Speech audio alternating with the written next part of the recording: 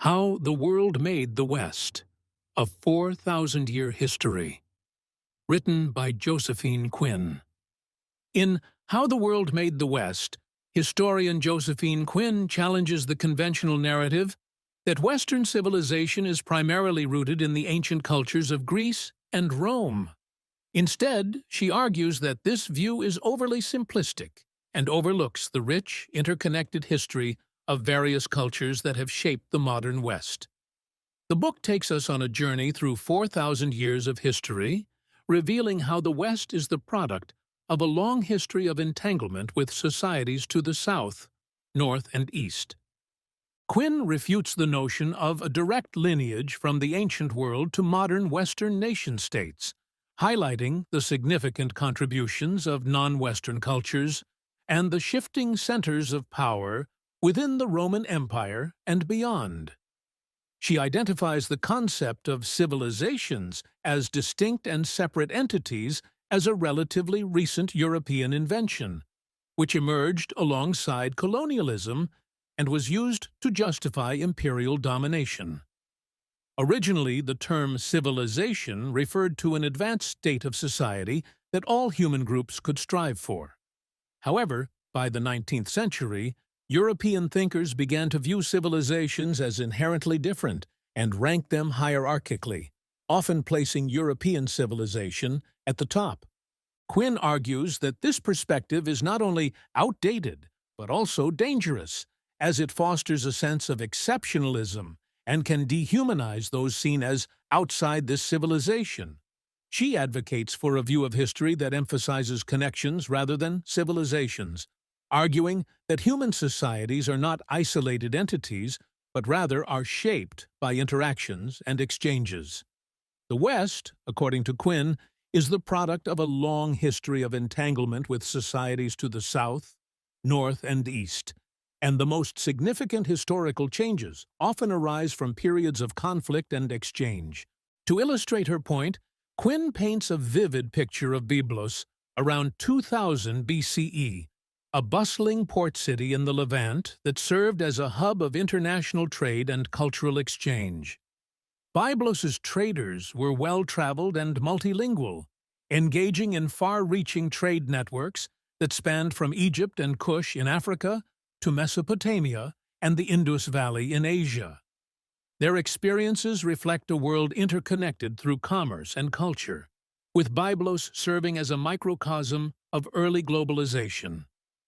Quinn also delves into the political and cultural landscape of ancient Western Asia, highlighting the Assyrian city of Assur and its democratic governance structure, which included a council of elders, a voting assembly, and a chief magistrate selected by lottery. She underscores the prevalence of popular political participation, even during the reign of Hammurabi, who is known for his conquests and the famous legal code. Furthermore, Quinn explores the scholarly and cultural achievements of the era, particularly in Babylon, where mathematics and literature flourished. Babylonian mathematicians had advanced knowledge of geometry, and their sexagesimal, base 60, counting system is noted for its enduring influence on time and angle measurements.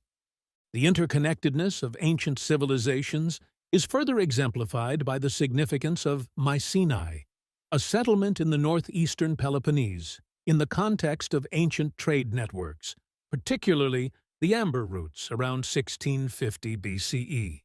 Mycenae, initially a small and unfortified village, became a hub for long-distance trade, connecting various cultures and economies.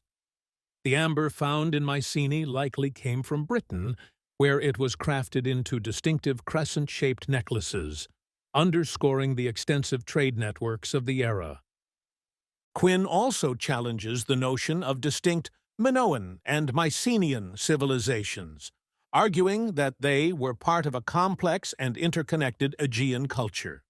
Recent genetic studies have shown that the populations of Crete, the Aegean Islands, and mainland Greece were genetically similar, tracing their ancestry to Neolithic inhabitants of the region. Archaeological evidence also suggests that the Minoans and Mycenaeans were culturally and commercially interconnected rather than separate civilizations.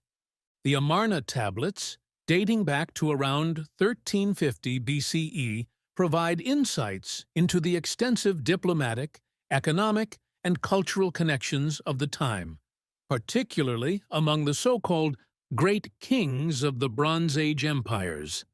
These rulers, including those of Egypt, Cyprus, Hatti, Mitanni, and Babylon, referred to each other as brothers and exchanged letters in Akkadian, the diplomatic language of the region. The correspondence reveals a complex web of alliances, political recognition, and the exchange of lavish gifts, including gold, copper, lapis lazuli, horses, chariots, textiles, and slaves. The exchanges also highlight the importance of personal relationships and the movement of people, including royal marriages that consolidated power and alliances. Quinn emphasizes the fluidity of cultural exchange and the limitations of viewing history through the lens of separate civilizations. She notes that the later destruction of Cretan palaces around 1450 BCE was not due to external invasion, but likely internal strife, and that the region remained dynamic, with cultural and commercial exchanges continuing across the Mediterranean and into Europe. The ancient city of Ugarit, rediscovered in 1928 near the Syrian coast, provides valuable archaeological insights into the political, cultural, and economic life of the late Bronze Age Levant.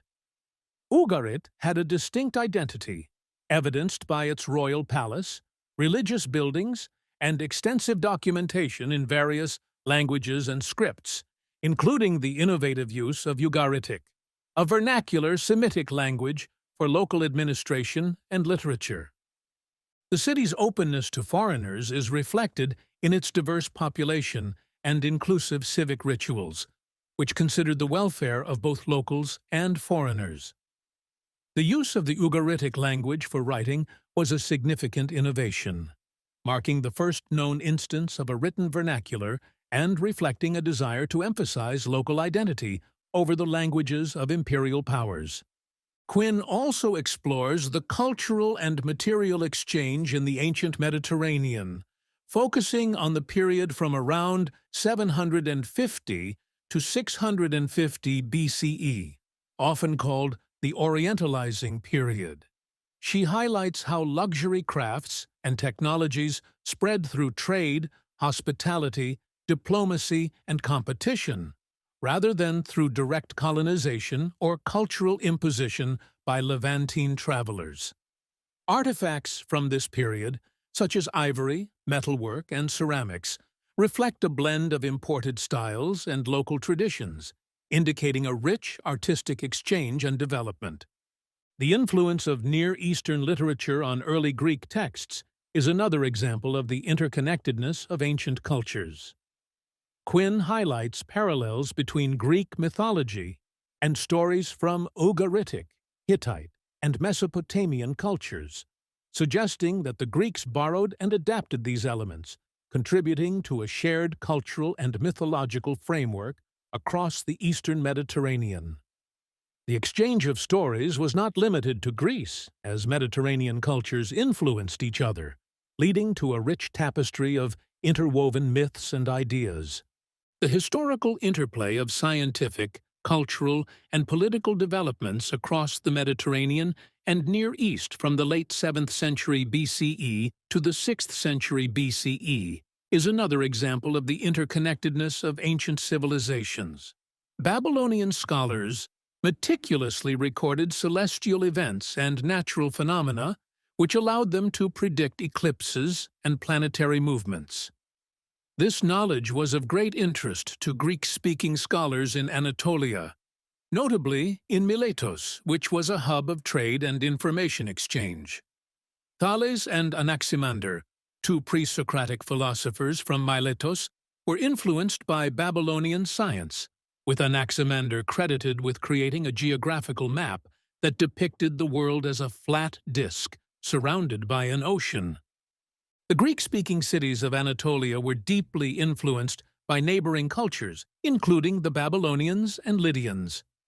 The Lydian king Gages' reign inspired the Greek term tyrannos for a ruler who gains power without inheritance or election. Greek cities adopted Lydian luxuries and technologies, such as coinage, and Lydian political models influenced Greek city-states, leading to the rise of Greek tyrants. The expansion of trade and the establishment of Greek colonies and trade posts, such as Naucratis in Egypt, facilitated contact and cultural exchange between Egyptian, Greek, and other Mediterranean civilizations. The Persian Wars, particularly the battles of Marathon, 490 BCE, and Thermopylae, 480 BCE, are often framed in terms of the defense of Western values like democracy and freedom. However, Quinn argues that the actual Persian campaigns against Greece were more nuanced than the traditional narrative suggests. The conflicts in 490 and 480 to 479 BCE began as punitive expeditions against Greek states that supported the Ionian Revolt, particularly Athens, which had burned Sardis. Despite their eventual military defeats at Marathon, Salamis, and Plataea, the Persians had successfully sacked Athens twice and maintained control over their broader empire, including the Ionian cities. Quinn also explores the complexities of Athenian society, including its late adoption of democracy, the practice of pederasty, and the exclusionary nature of its citizenship. Athenian democracy, characterized by direct participation, selection by lot, and strict public accountability, was distinct from modern conceptions of democracy. The Athenian victory in the Persian Wars led to the establishment of the Delian League, which was essentially an Athenian empire disguised as an alliance, with member states paying tribute to Athens. The campaigns of Alexander the Great and the subsequent cultural and political impacts of his conquests are another example of the interconnectedness of ancient civilizations. Alexander's journey began at Troy in 334 BCE, where he paid homage to Greek heroes and quickly moved through Asia Minor, expelling Persian garrisons and defeating King Darius III at the Battle of Issus. After the decisive defeat of Darius, Alexander pursued a policy of cultural integration, marrying a Bactrian princess and encouraging the adoption of foreign customs and attire. He also settled his veterans in new cities, such as Alexandria Euskate, and attempted to blend Persian and Macedonian governance styles. The Hellenistic kingdoms that emerged from Alexander's empire, notably the Ptolemaic and Seleucid kingdoms, continued his legacy of cultural entanglement and imperial policy. The Ptolemies in Egypt made Alexandria a cultural and commercial hub, with the famous library and the lighthouse, and promoted trade and Hellenistic culture. The Seleucids, centered in Antioch, incorporated local customs and languages into their administration and also used war elephants, obtained through a treaty with the Mauryan king Chandragupta, to maintain military superiority. The use of elephants symbolized the lasting impact of Alexander's conquests on warfare and the complex interplay of cultures in the Hellenistic world. Quinn also examines the historical and cultural legacy of the Punic Wars, focusing on how the conflict between Rome and Carthage was perceived and appropriated by later European powers, particularly in the context of the Anglo-Dutch conflicts of the 17th century. The comparison between Rome and Carthage was used to draw parallels with contemporary imperial ambitions, with Rome representing territorial conquest and Carthage representing commercial enterprise. However, Quinn argues that Carthage and Rome were not as dissimilar as later interpretations suggested. Both were imperial powers that learned from each other, with Rome ultimately outpacing Carthage through strategic appropriation. The consolidation of power by Octavian, later known as Augustus, in ancient Rome following his victory at Actium, is another example of the interconnectedness of ancient civilizations. Augustus was an actual tribune of the plebs from 36 BC to 23 BC, which gave him the power to propose and veto legislation. Being Roman was based on citizenship rather than ethnicity, a policy that allowed for a diverse and inclusive society, contrasting with the more exclusive approach of 5th century Athens. Quinn also explores the trade routes between the Roman Empire, India, and beyond during the Ptolemaic and subsequent periods. Initially, trade with India was limited and conducted through southern Arabian ports. By the 1st century BCE, direct trade increased, particularly after Rome annexed Egypt. Archaeological evidence from the Egyptian port of Myos Hormos and the Indian port of Arikamedu indicates a two-way exchange of goods, including amphoras, precious stones, spices, textiles, and Roman coins. The Periplus of the Red Sea, a guide for merchants, details the ports and trading practices around the Indian Ocean, providing insights into local customs, goods traded, and navigation advice. The Palmyrene trade route offered an alternative to the Red Sea, cutting journey times by using a combination of overland and maritime travel. Palmyra grew from a desert oasis to a caravan city, benefiting from its strategic location and the use of camels for desert travel. The Indian Ocean trading system was extensive, with Roman goods reaching as far as Myanmar, Thailand, Vietnam, and Indonesia. East African kingdoms like Aksum also prospered through maritime trade, exchanging local products for Mediterranean goods. Despite the flourishing trade, Roman and Chinese perceptions of each other remained vague, with limited direct contact. Quinn also examines the Garamantes, a civilization that became a hub for trans-Saharan trade, with routes connecting to the Nile, Niger, Lake Chad, Tristan, and the Mediterranean. Contrary to the myth that such trade began in the medieval period, evidence of Carthaginian and Roman pottery in the region suggests that trade was active from the 3rd century BCE and the late 1st century CE, respectively. The Garamantes' economy was based on oasis agriculture, long-distance trade, and production of goods like glass, carnelian, and wool.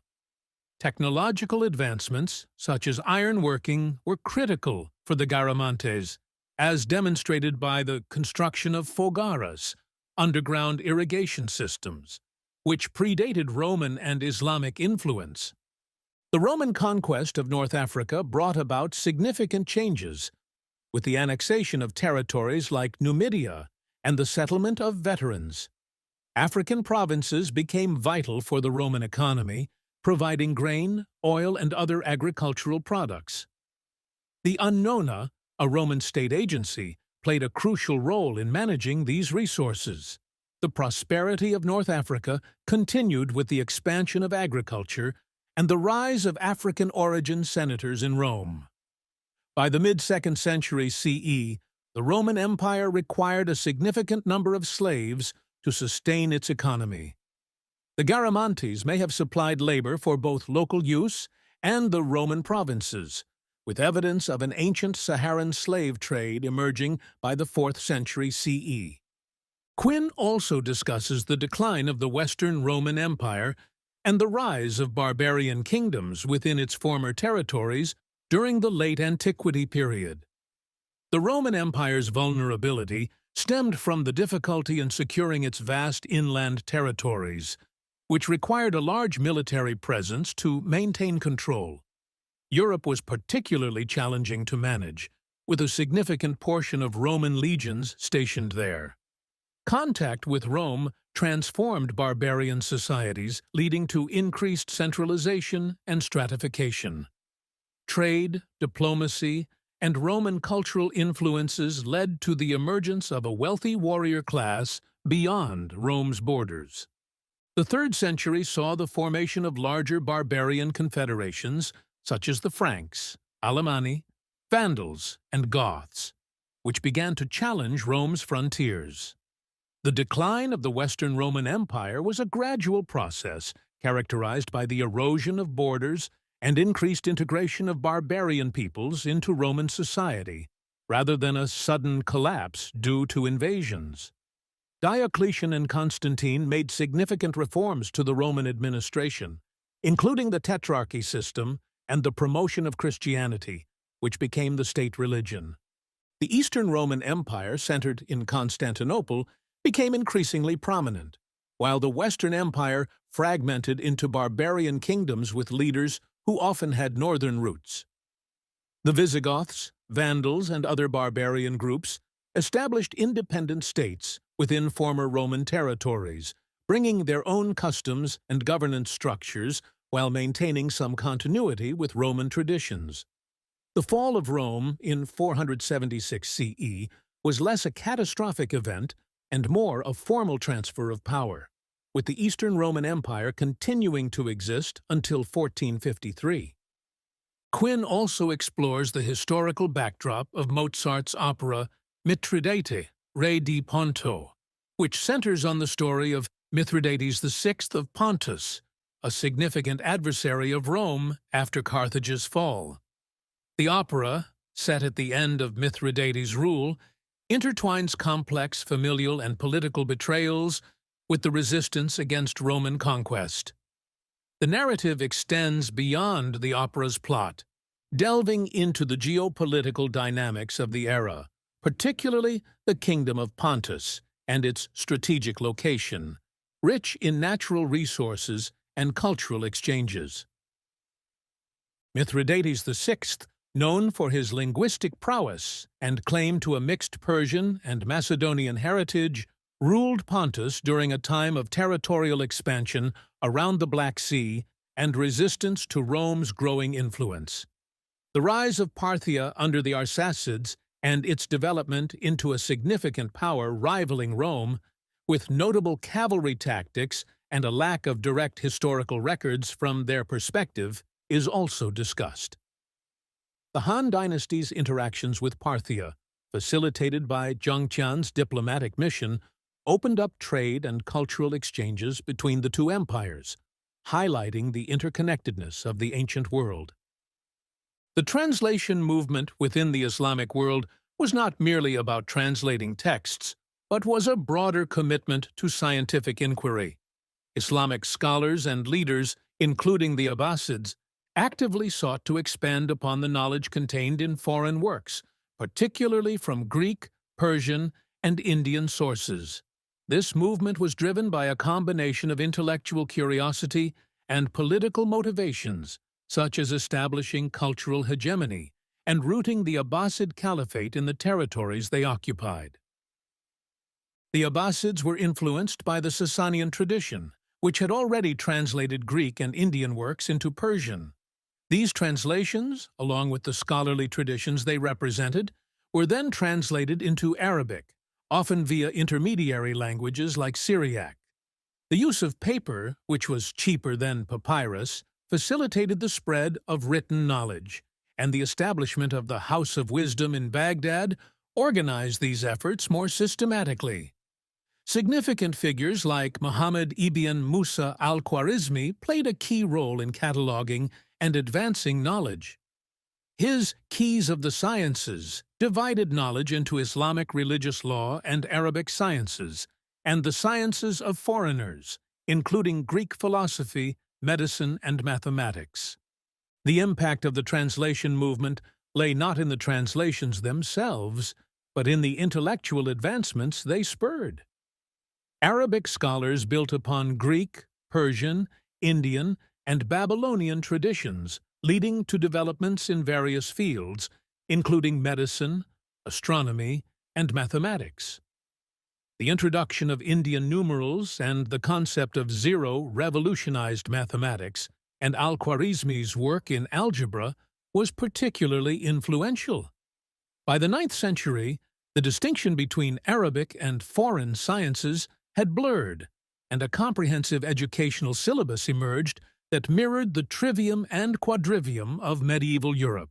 The translation movement also facilitated greater contact between Islamic and Christian intellectual traditions, enriching both cultures. Toledo was a significant center of learning before its capture by Alfonso VI in 1085. It housed scholars like al-Zarqali and Sa'id al-Andalusi, who contributed to astronomy and the sciences. The city was notable for its religious tolerance under Christian rule, allowing Muslims, Jews, and Mozarab Christians to coexist, which facilitated the translation of Arabic works into Latin. Gerald of Cremona was a key figure in this translation movement, rendering over 70 scholarly works into Latin, including those by Aristotle, Euclid, and Avicenna. Meanwhile, in Sicily, King Roger II's court was another hub of multicultural scholarship, where the geographer al-Idrisi created a sophisticated map and geographical text known as the Book of Roger. Despite its later destruction, the Book of Roger remains a testament to the intercultural exchange of the 12th century. This section of the book also describes the broader context of cultural and religious interactions across Europe and the Mediterranean. It touches on the consolidation of Christian identity during the Crusades, the spread of Latin Christianity, and its increasing intolerance of difference, and the growth of universities, which integrated a curriculum of Greek, Arabic, and Jewish scholarship. Notably, Thomas Aquinas synthesized ideas from these diverse traditions in his works. Quinn also examines the extensive travels of the 14th-century Moroccan explorer Ibn Battuta, who journeyed across the Muslim world and beyond, from Africa to China, over a period of 29 years. His travels, enabled by his role as a Qadi, or Islamic judge, provide a snapshot of the political landscape of the time, which was largely dominated by Muslim rulers, with the exception of the Emperor of China. Battuta's limited experiences in Europe highlight the peripheral status of the continent in the broader Afro-Asiatic economic system of the period. A significant focus of the section is the outbreak of the Black Death, which Ibn Battuta witnessed, and its devastating impact. The plague, caused by the bacterium Yersinia pestis, originated in the Tian Shan Mountains and was spread by changes in climate and rodent populations. The pandemic led to the deaths of over 100 million people and had profound effects on trade, industry, agriculture, and society, reshaping the world, Battuta knew.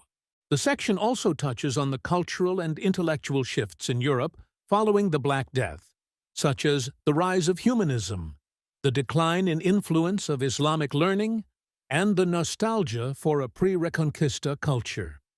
It discusses the emergence of a more insular and Christian-centric Europe, with increasing persecution of Jews and Muslims, and the final Christianization of pagan Europe.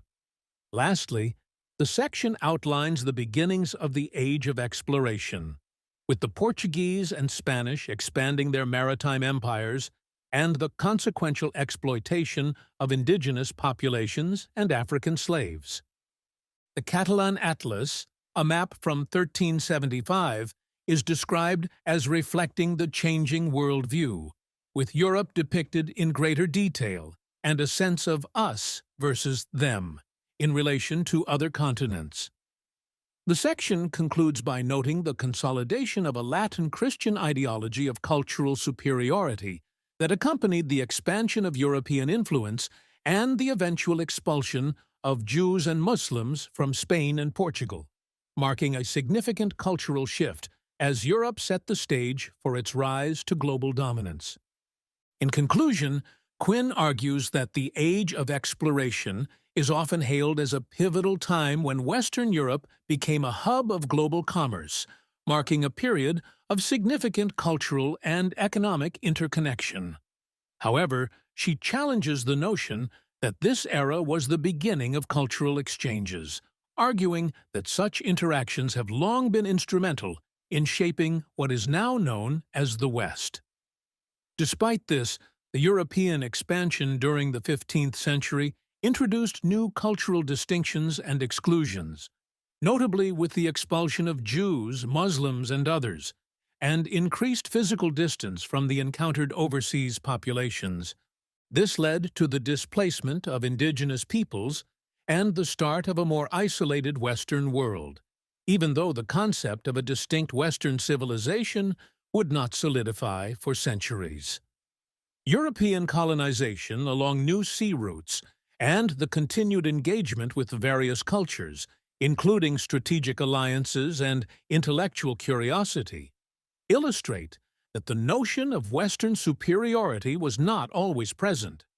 Works like the English translation of Kalila Wadimna and Charles Rollin's Ancient History series, which enjoyed widespread popularity and were translated into multiple languages, reflect a sustained European interest in ancient histories and cultures. Quinn suggests that the idea of contrasting the West with an East did not immediately arise from the Atlantic world's existence. Over time, Europe's self-conception evolved, and prejudices grew, laying the groundwork for civilizational thinking. It was only in the 19th century that scholars began to map cultures onto specific geographies, solidifying the concepts of Europe, East, West, and Western civilization, often intertwined with racial hierarchies. Quinn concludes that the real challenge is not to judge Western civilization as good or bad, but to recognize that civilizational thinking, which likens societies to isolated entities, is outdated and historically inaccurate. She advocates for new frameworks to understand our interconnected world, emphasizing the rich and complex history of cultural exchange and interaction that has shaped the West and the world as we know it today.